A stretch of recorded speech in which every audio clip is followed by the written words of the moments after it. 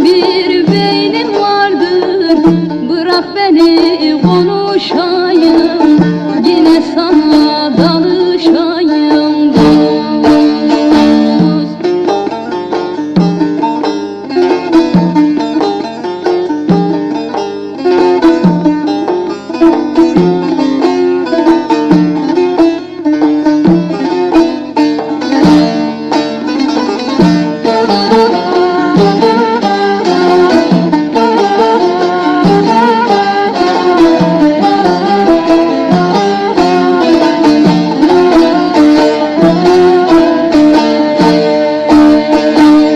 Düşünen cahil olamaz, düşünen cahil olamaz.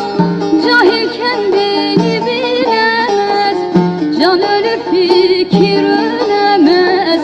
Bırak beni konuşayım, yine sana danışayım. Can ölür fikir ölemez, can ölür fikir ölemez.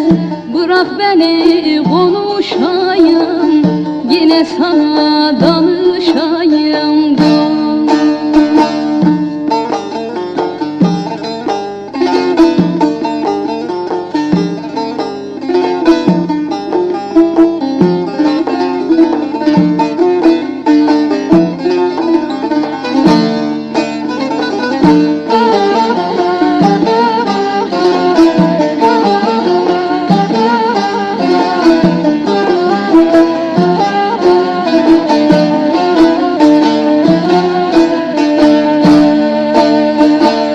Senin dilin benim dilim, senin dilin benim dilim. Yakışmaz insana zulüm, insanım hayvan değilim. Bırak beni konuşayım, yine sana danışayım.